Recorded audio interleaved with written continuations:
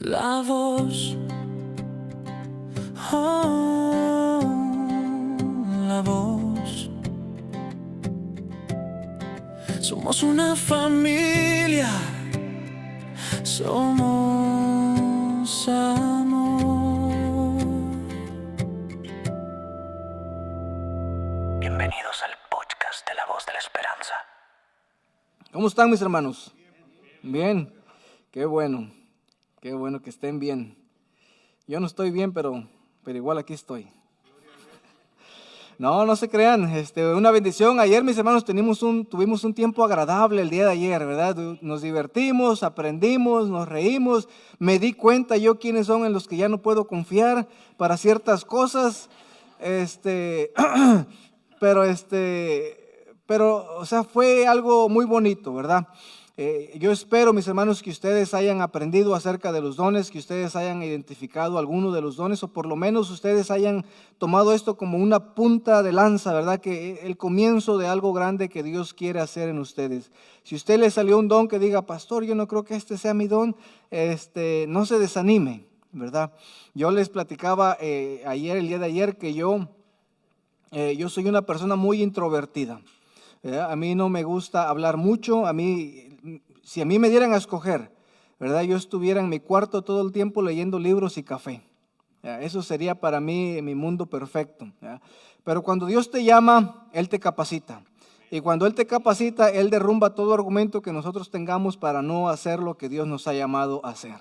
Amén. Y hoy vamos a ver una historia similar, mis hermanos. Vamos a ver la historia de Ruth. Por lo cierto, el nombre de Ruth es el nombre más hermoso que usted pueda encontrar en la Biblia. Y I'm not being biased in here, ¿verdad?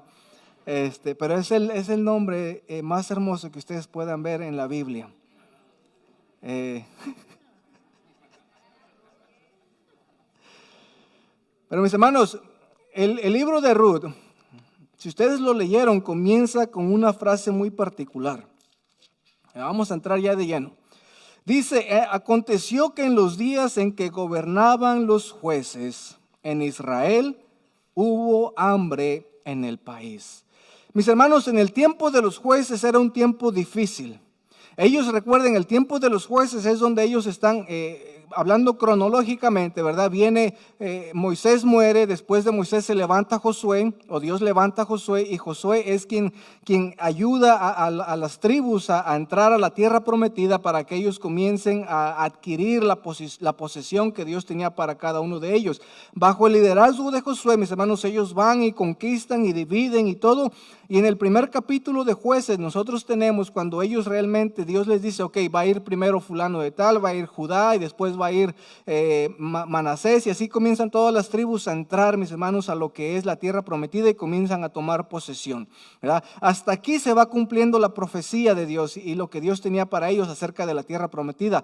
Después de 400 años de esclavitud y de varios años por el desierto, ahora, mis hermanos, ellos estaban cumpliendo el sueño que Dios les había dado, que era entrar a la tierra prometida. El problema fue, mis hermanos, que Dios le dijo al pueblo, ustedes cuando entren, dice, ustedes no van a hacer trato con ninguna de esas personas, dice, no van a hacer trato ni se van a juntar con ellos, dice, porque el día que ustedes lo hagan, ellos, dice, los van a ustedes a meter en sus religiones y con sus dioses, y entonces va a haber problemas, porque ustedes se van a dejar arrastrar por las costumbres de ellos. ¿Y qué fue lo que hizo el pueblo?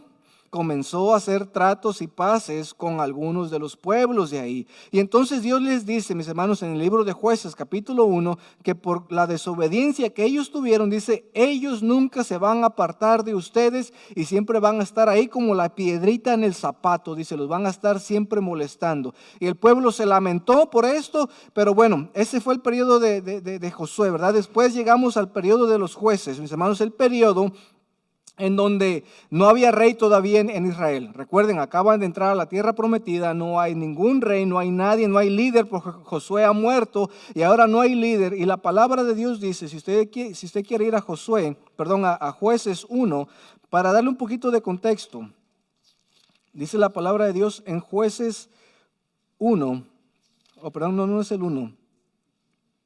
A ver.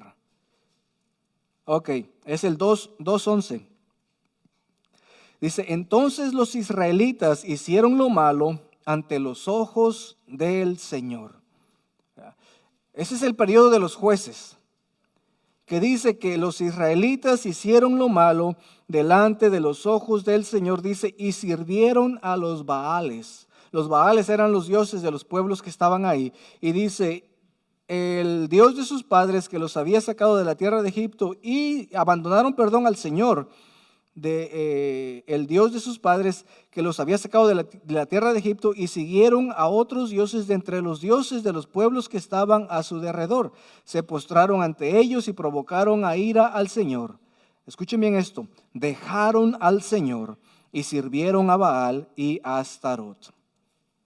Entonces la ira del Señor se encendió contra Israel y los entregó en manos de salteadores y los saquearon. Entonces esto es lo que está ocurriendo en el tiempo cuando se escribe el libro de Ruth, ¿verdad? Están en el periodo de los jueces, no hay un rey, no hay un líder, no hay nada, el pueblo se ha apartado, dice que hicieron lo malo delante de los ojos de Jehová y dice que ahora Jehová los ha castigado, ¿verdad? Eso está pasando en este periodo y dice ahora volvemos a Ruth, ¿verdad? Dice que en el tiempo de los jueces dice que hubo una gran hambre en esa región. Ahora, mis hermanos, yo no sé si ustedes entiendan bien, pero por ejemplo, ellos están en Belén de Judá. ¿Ya? Belén de Judá, mis hermanos, irónicamente significa la casa del pan. Es lo que significa Belén, la casa del pan. Irónicamente, mis hermanos, en la casa donde tendría que haber abundancia de algo, ¿verdad? De pan en este caso, dice la palabra de Dios que había escasez, había hambre en esa región. Y yo me imagino, mis hermanos, que esa hambre tuvo que haber sido muy severa como para que la gente tuviera que partir de ahí y se fueran a otro lado. Es como los hermanos cubanos, ¿verdad? Cuando yo estuve en Cuba me decían, dice, pastor, dice, aquí el hambre es tan severa, dice, que la gente prefiere irse a Haití.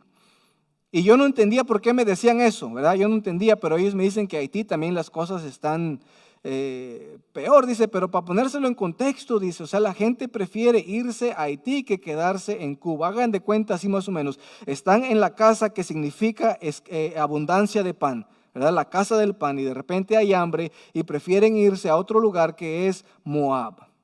Dice la palabra de Dios que había un hombre que se llamaba Elimelech. Dice que tenía 2 hijos y tenía una esposa que se llamaba Noemí, y dice que los tomó y se los lleva a la tierra de Moab. Mis hermanos, aquí hay algo interesante que quiero que ustedes noten, ¿verdad? Porque el miércoles hablábamos un poquito acerca de los nombres de los hijos de Elimelech, ¿verdad? Y miren, lo que significan los nombres era Malón, significaba enfermo, débil o perecer.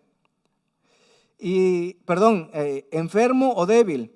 Y el de Kelión significaba aniquilado. Entonces imagínense a Elimelech, ¿verdad? Le dice a Noemí, le dice, mujer, dice, vámonos. Y luego le dice, a ver, tú enfermizo y tú aniquilado, vámonos. Ahora, ¿quién en su sano juicio pondría o bautizaría a sus hijos con esos nombres? ¿Verdad?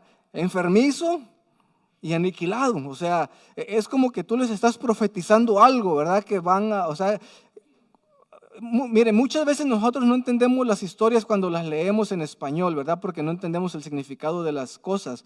Pero cuando tú lees, mis hermanos, en el lenguaje en el que se escribió y comienzas a ver que los nombres realmente significaban eso te da a entender que la historia tiende hacia un final no muy feliz, ¿verdad? Que a lo que conlleva eso es una tragedia.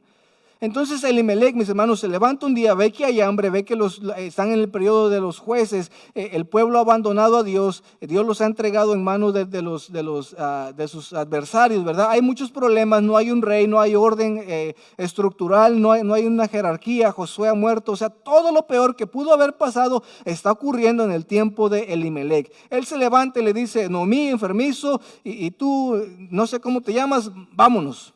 Y se van a tierra de Moab. Ahora, mis hermanos, la tierra de Moab era interesante porque en Deuteronomio 23, antes, Génesis 19, mis hermanos, los hebreos veían a Moab como fruto del pecado sexual grave. Ahora, quiero que entiendan esto, los moabitas, mis hermanos, ellos vienen de la relación que tuvo Lot. Era Lot, el sobrino de Abraham. A ver si es Lot. A ver, ya me hizo dudar, hermana. Sí, es Lot. En aquel tiempo, mis hermanos, Lot había quedado solo con sus 2 hijas. Y entonces la mayor le dice a la menor, ¿sabes qué? Nuestro padre ya está viejo y aquí no hay ningún hombre para nosotros. Dice, y entonces las hermanas, ¿verdad? Dicen, vamos a planear esto, vamos a meternos con nuestro padre para que tengamos descendencia. Entonces emborrachan a Lot, ¿verdad? Y también Lot, pues muy dejado, ¿verdad? Si pues me dan vino, pues me lo echo, ¿verdad? Y bien dejado, ¿verdad? Bueno, a lo que voy, lo emborracha y entonces viene la mayor y se acuesta con él, ¿verdad? Y queda embarazada. Y al siguiente día, ¿verdad? Le dice, planean y dice, bueno, ahora ya fui yo, dice, ahora va a ir la menor. Y entonces se emborrachan al siguiente día, ¿verdad? Emborrachan a Lot y entonces se mete la menor. Ahora, el hijo de la primera se llamaba Moab, ¿verdad? El niño que nació de ese incesto, ese es incesto, ¿verdad? Le ponen Moab, ¿verdad? Y de ahí vienen los moabitas. Entonces, mis hermanos, los hebreos, ellos conocían esa historia y los hebreos, mis hermanos, veían a los moabitas como un fruto del pecado sexual grave y esto, mis hermanos, era el origen que marcaba culturalmente a los hebreos y a los moabitas. En otras palabras, nosotros no nos juntamos con los moabitas porque ellos vienen o son engendrados de pecado. Y eso culturalmente para ellos era muy grave, ¿verdad? Era como, no sé, como decir que los salvadoreños son hondureños, ¿verdad? Eso es, pastor, ¿qué pasó? O sea, como cuando nos dicen, ¿verdad? Que todos son mexicanos. No todos son mexicanos, ¿verdad?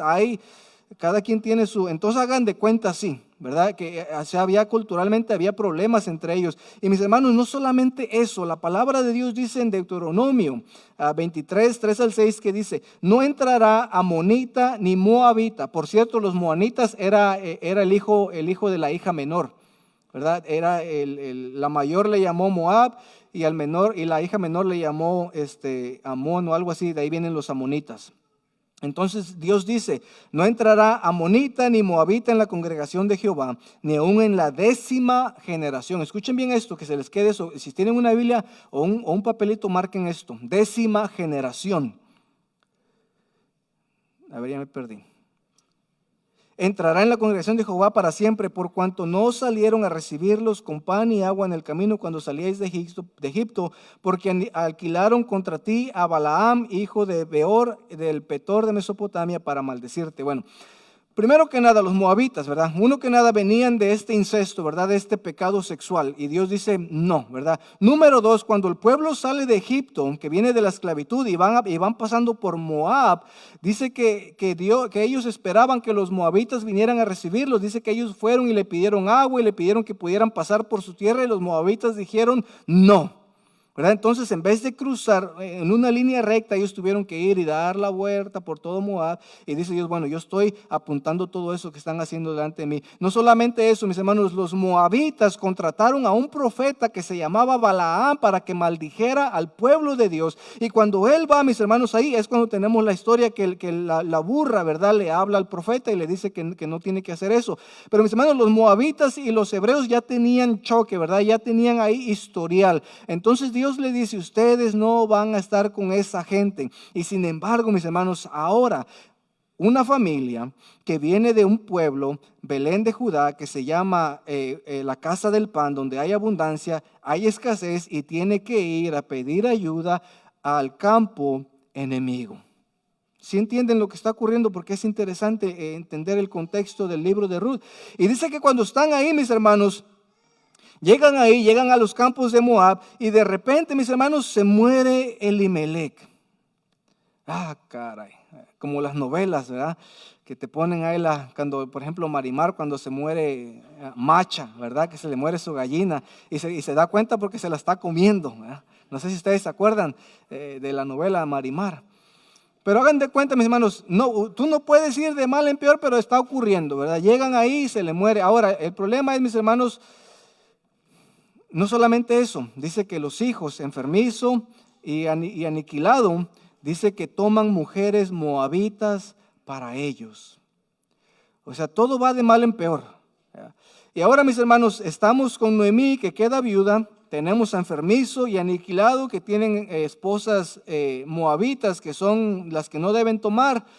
Y mis hermanos, el problema era que las viudas en aquel tiempo, los hijos tenían que ver por ellas, ¿verdad? Entonces, si se muere el esposo, no hay problema. Tengo a mis 2 hijos, aunque está enfermizo y aniquilado, pues por lo menos ahí están, ¿verdad? No me hacen daño, pero me pueden cuidar, porque esa era la esperanza de una viuda, que alguien más viera por ellas. Pero ahora viene otro giro, ¿verdad? Que le da el autor y dice, bueno, se muere enfermizo y se muere aniquilado. Y ahora no nada más es una viuda, pero ahora el texto nos deja con 2 viudas más.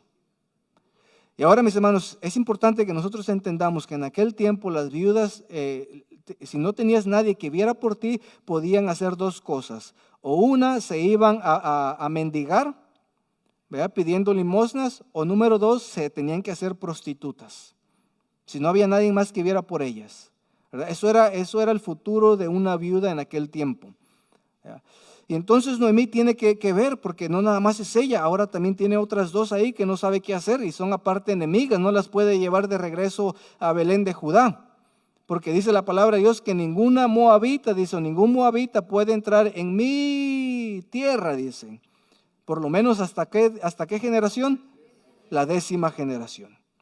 Entonces ahí es cuando tenemos el texto muy bonito, ¿verdad? Que Noemí llama a sus nueras y le dice, ¿saben qué? Yo ya no tengo hijos y aun si tuviera hijos, dice, pues ustedes no las van a esperar para que se casen. Dice, mejor regrésense a la casa de su padre y allá quizá ustedes busquen a alguien que las redima, que se case con ustedes, que tengan una familia y que vivan felices para siempre. Y Orfa le dice, no sé, y Ruth le dice, ¿sabes qué? Yo no me voy a ir. Y le dice, no me ruegues que me aleje ni me aparte de ti, porque donde quiera que vayas iré yo.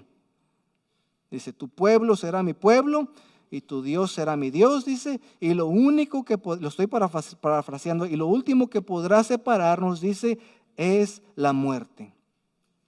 Y Orfa le dice, ¿saben qué? Tú estás loca, yo me voy. Y Orfa le hace efecto a su nombre, porque el nombre de Orfa significaba nuca o espalda. Entonces prácticamente Orfa le está dando la espalda a Noemí y a Ruth y a Dios. Y ella se va para su camino y se regresa a Moab, no a Moab, pero se regresa a la casa de su padre. Entonces aquí viene ahora Noemí con una moabita. Y llegan a la tierra y dice la palabra de Dios, hay algo importante que hay que notar, dice, y llegaron en el tiempo de la cosecha de cebada. O sea que había cerveza. No se crean. Pero llegan en el tiempo de la cosecha de la cebada. Y esto es interesante, mis hermanos. Yo estaba pensando, porque a veces, yo leí esta historia muchas veces porque me gusta mucho ese nombre.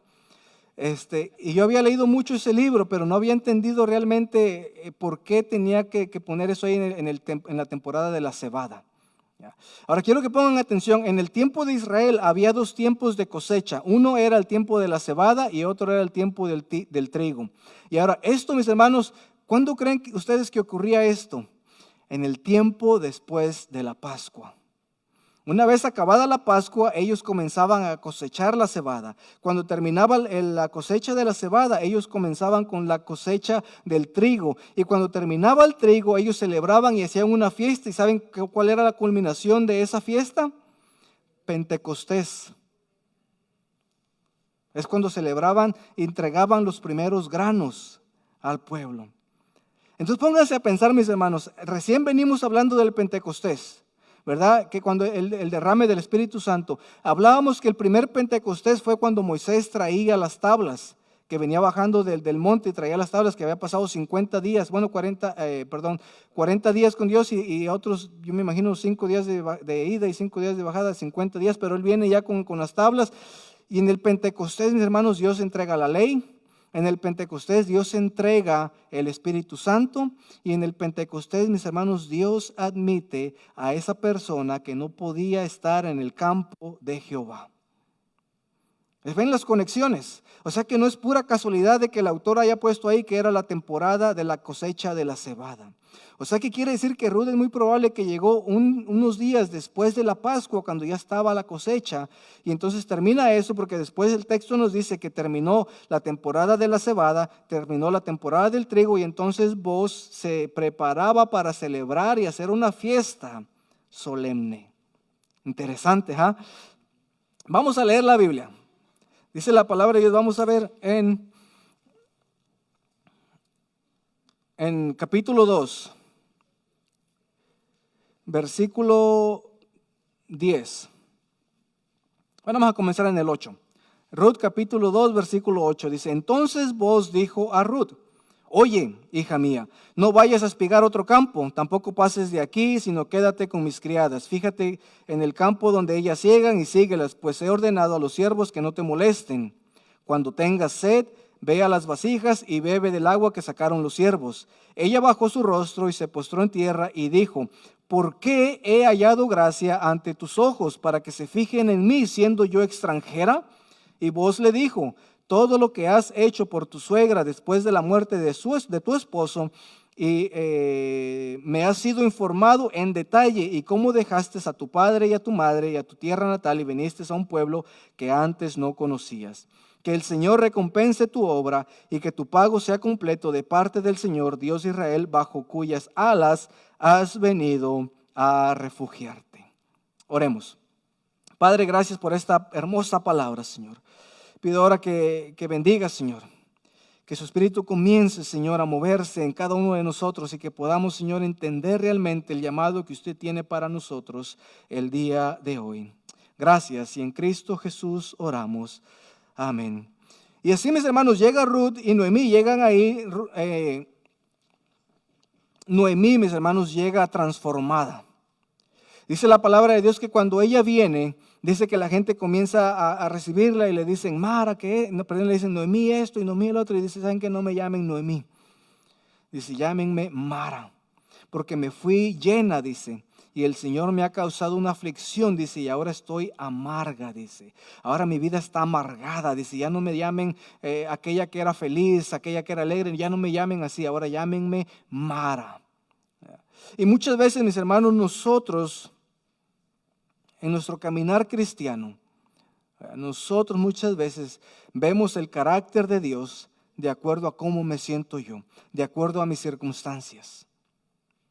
Y cometemos el error de pensar, mis hermanos, que Dios no existe o que Dios está enojado con nosotros o que Dios quizá no nos escucha, porque comenzamos a ver, mis hermanos, la vida de acuerdo a las circunstancias o por lo que yo estoy pasando. Y no debería de ser así, mis hermanos, porque Dios no deja de ser Dios.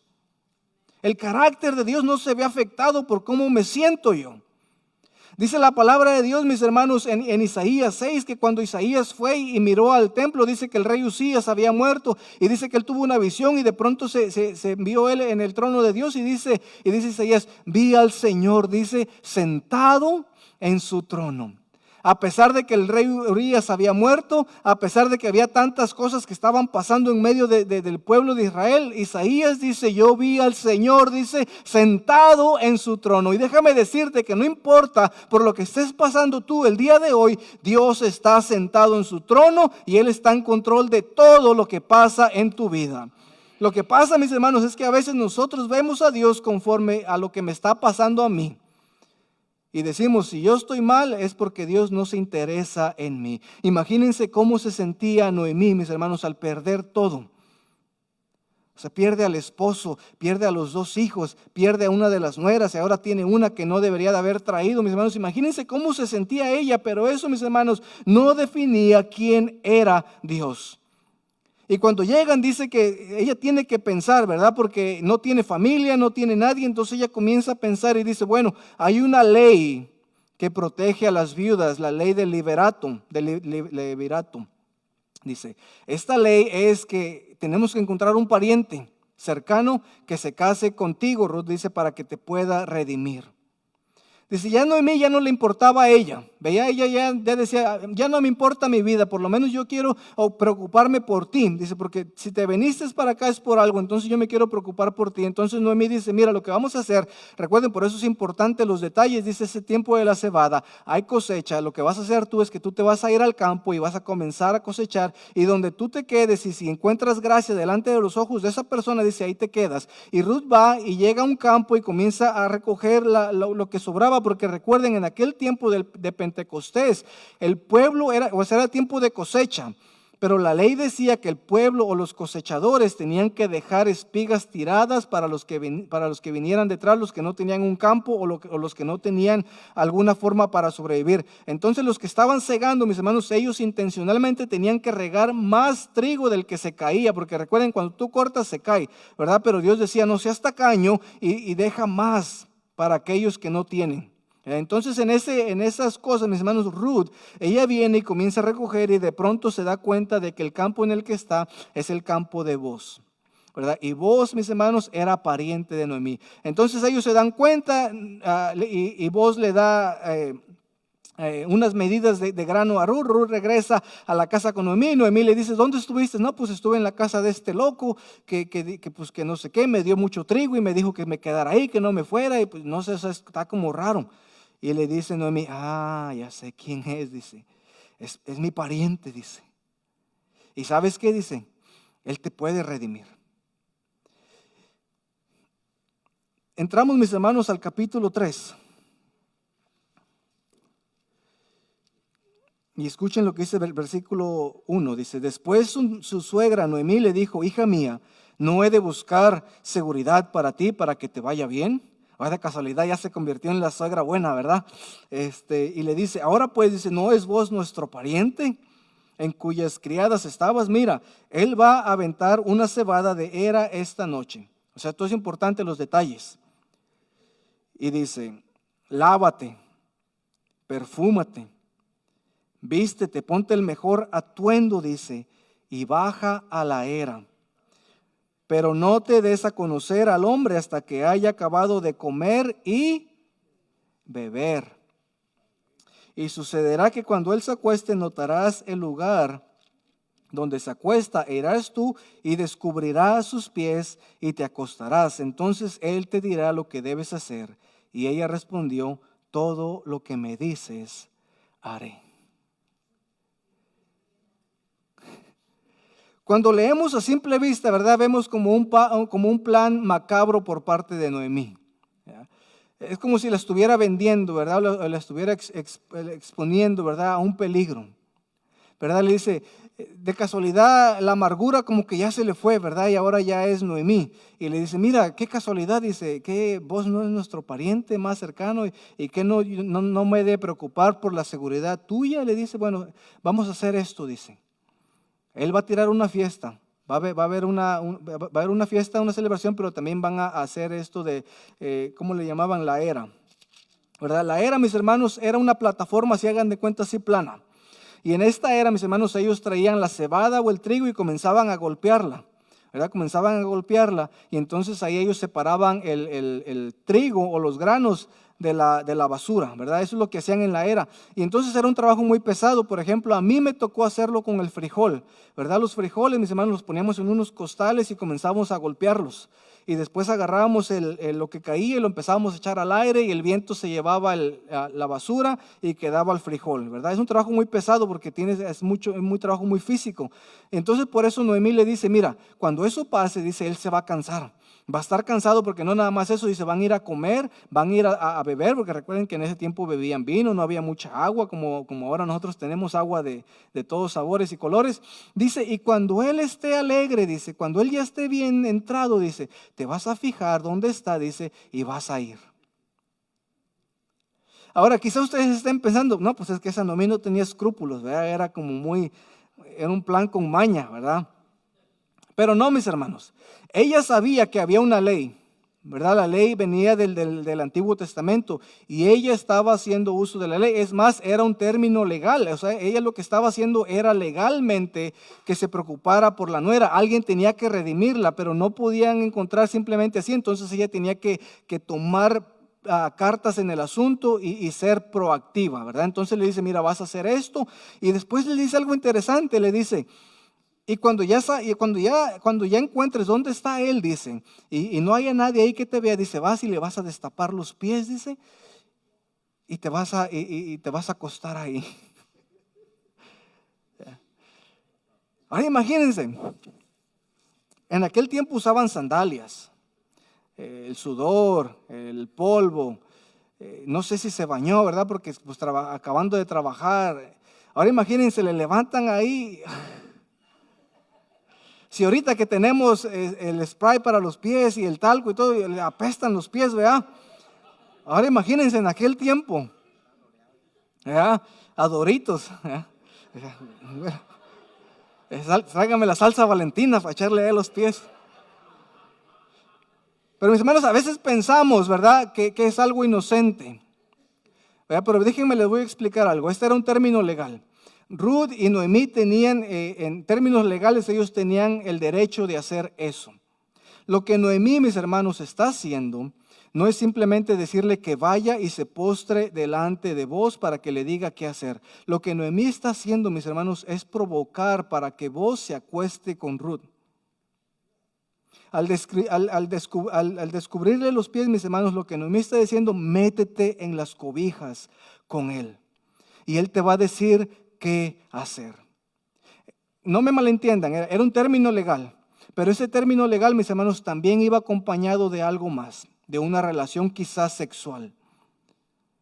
Porque ¿para qué se va a perfumar? ¿Para qué se va a poner los mejores atuendos? ¿Y para qué se va a perfumar? Si no es para tener algo más que simplemente postrarte delante de los pies de alguien. ¿Ya? O sea, pongámonos a pensar, mis hermanos, y cuando habla de la desnudez de los pies, no hablaba simplemente de destaparle los pies, hablaba de meterse literalmente tú a donde esa persona estaba, con el fin de que lo dejo a su imaginación. ¿Ya? Aunque era un término legal, mis hermanos, pero Noemí lo está llevando quizá a un extremo, quizá un poquito más. ¿Verdad? Pero lo hacía, mis hermanos, porque ella se estaba preocupando por su nuera. Ella se preocupaba por ella. O sea, en buen término, a ella le preocupaba que Ruth tuviera a alguien, porque recuerden, ella es una extranjera, está en un país que no es de ella, y ella tiene que ver, porque si Noemí se muere, mis hermanos, no sé qué hubiera pasado con Ruth. ¿Verdad? Quizá la hubieran sacado del pueblo, quizá la hubieran apedreado, quizá la hubieran prostituido. Yo no sé qué hubiera pasado con ella. Hubieran pasado muchas cosas. Pero dice la palabra de Dios, mis hermanos, que cuando ella está ahí, dice que levanta los pies y de repente vos se da cuenta, dice que él le dice, ¿qué estás haciendo aquí? Y entonces él se da cuenta, ¿verdad? Porque él sabe la ley, él sabe acerca de esta ley y él sabe, mis hermanos, que él tiene una responsabilidad, pero que tampoco puede abusar de la autoridad y del poder que él tiene, porque él tenía su negocio, por así decirlo, ¿verdad? Él tenía sus campos, él tenía un prestigio, él tenía autoridad, él tenía poder, y él pudo, mis hermanos, haber abusado de todo eso para poder haberle hecho algo a Ruth. Y sin embargo, mis hermanos, él era un hombre íntegro delante de Dios, que dice que cuando la ve, le dice, ¿sabes qué? Sé lo que está pasando, no vamos a hacer nada, dice, pero al contrario, dice, llévate esto, y le da más trigo, y ella regresa a su casa. Mis hermanos, hay personas en esta vida que todavía son personas íntegras en cuanto a las cosas de Dios. Es verdad que por algunos pagamos todos, ¿verdad? Pero déjame decirte que en esta vida hay todavía personas íntegras delante de Dios. Si tú estás aquí y no estás casado, eres soltera o soltero, déjame decirte que todavía hay personas íntegras que te quieren amar, que te van a querer sin importar quién seas tú. Pero a veces las señoritas o los muchachos agarramos a cualquier persona con tal de tener a alguien y terminamos pagando los platos rotos. Pero déjenme decirles, incluso si tú ya no eres una señorita, un señorito, ¿verdad? Incluso si eres adulto y andas buscando una pareja, déjame decirte que aún hay personas que Dios ha apartado, que aún temen su nombre. Y quiero decirte que no te conformes tú con cualquier persona, porque no todos tienen buenas intenciones. Él pudo haber hecho lo que quiera con Ruth, pero no lo hizo. Y mis hermanos, dice la Biblia que vos quería a Ruth. Dice que él la apreció. Y hagan de cuenta así como yo y mi esposa, ¿verdad? Yo la miro a ella y digo,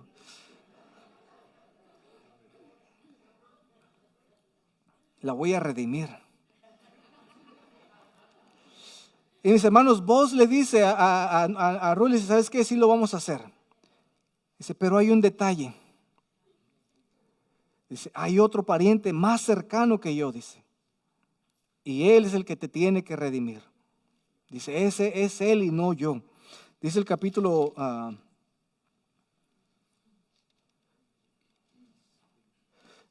4. Bueno, vamos al 3. A ver, entonces, no, en el 4. Dice, entonces subió Booz a la puerta y allí se sentó.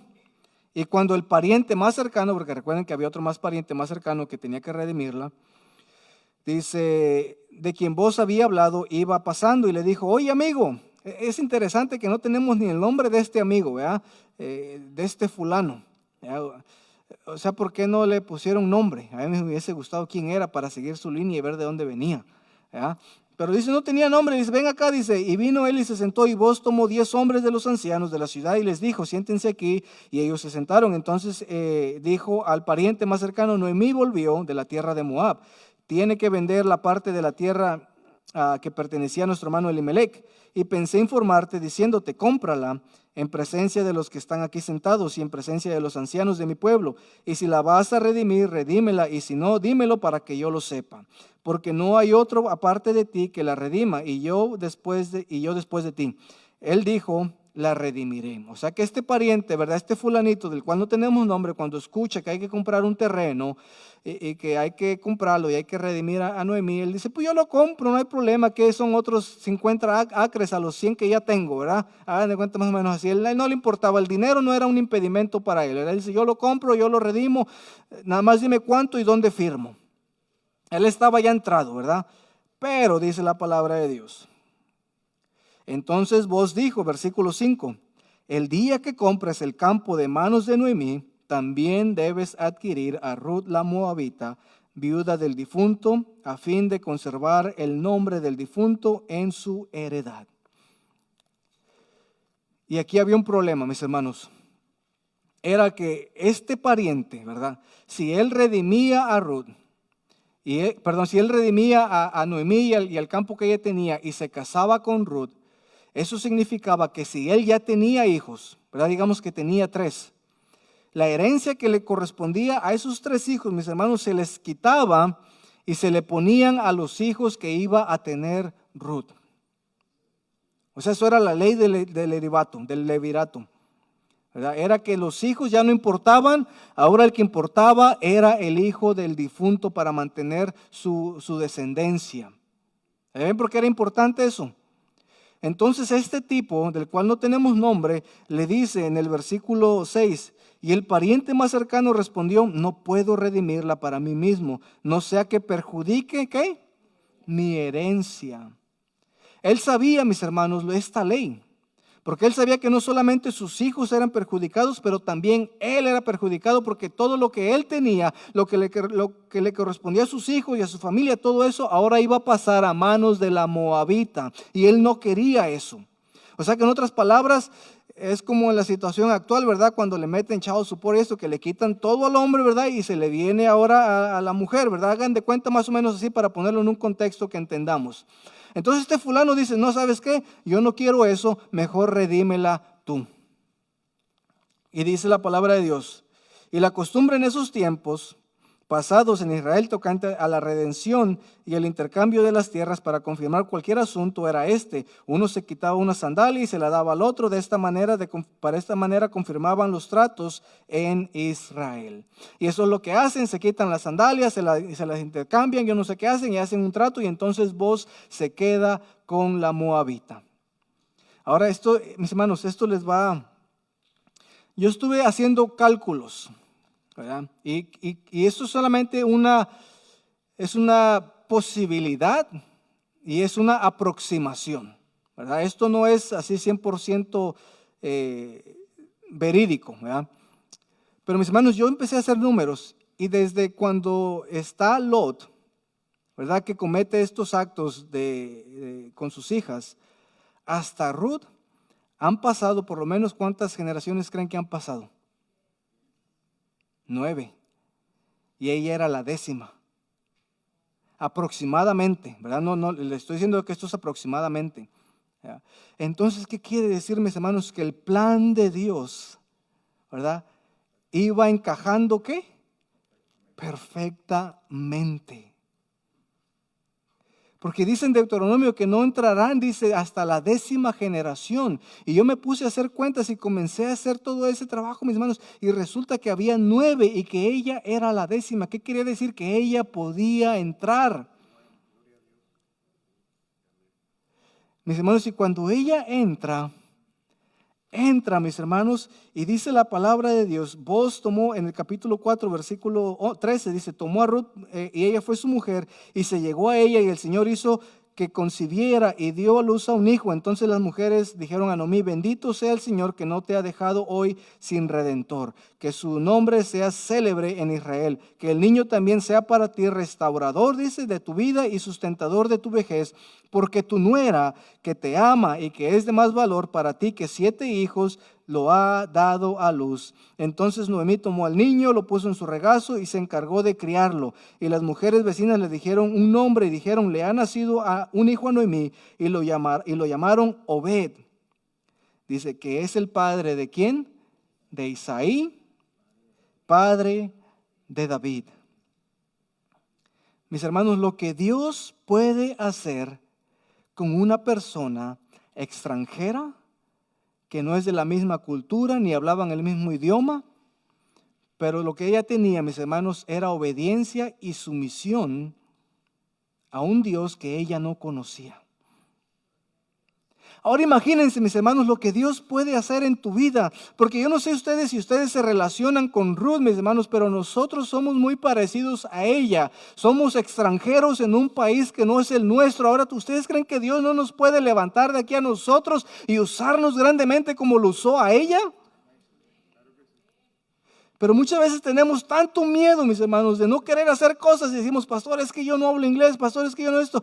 Ella no hablaba ni hebreo, ni lo que hablaban ahí, mis hermanos, y sin embargo dice la palabra de Dios que ella está incluida, mis hermanos, en la genealogía de la persona más importante del mundo, como lo era Jesús. Si ustedes leen en el libro de Mateo, mis hermanos, ahí está el nombre de Ruth, o descendiente de Booz, ¿verdad? O sea, haciendo referencia a que viene de ahí, mis hermanos. Dice, estas son las generaciones de Fares. Dice, Fares fue el padre de Esrón, Esrón padre de Ram, Ram padre de Aminadab, Aminadab padre de Nazón, Nazón padre de Salmón, Salmón padre de Booz y Booz padre de Obed, Obed padre de Isaí, Isaí fue el padre de David.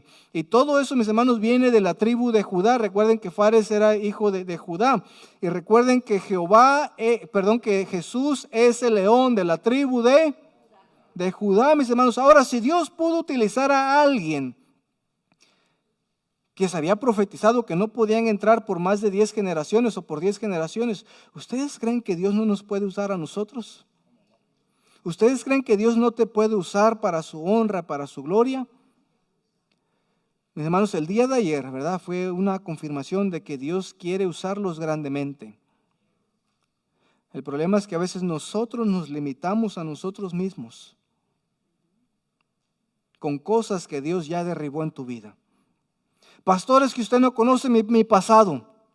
Pastor, es que usted no conoce mi familia. Es que usted no conoce por todo lo que yo he pasado. Es que usted no conoce nada de mi vida, pastor. Es verdad, yo no conozco nada de tu vida. Pero al que sí conozco es a un Dios que puede transformar y redimir las vidas y usarlas para su honra y su gloria. Eso es lo que sí conozco y es lo que yo te puedo decir el día de hoy. Y mis hermanos, si ustedes únicamente se dejaran usar, así como Ruth dijo, a donde quiera que tú vayas, iré yo. A donde quiera que tú te vayas, el Dios al que tú sirvas va a ser mi Dios. Dice, donde tú te duermas, ahí me voy a dormir yo. Dice, lo que tú comas, voy a comer yo. Dice, déjame decirte algo, Noemí, le dice Ruth, que nada nos podrá separar más que la muerte. Y mi deseo, mis hermanos, es que ustedes comiencen, ¿verdad?, a levantarse y a decirle a Dios, Dios, yo te voy a servir con todo lo que soy y nada podrá separarme de este amor. Es más, ni la muerte podrá separarnos del amor de Dios. Oremos.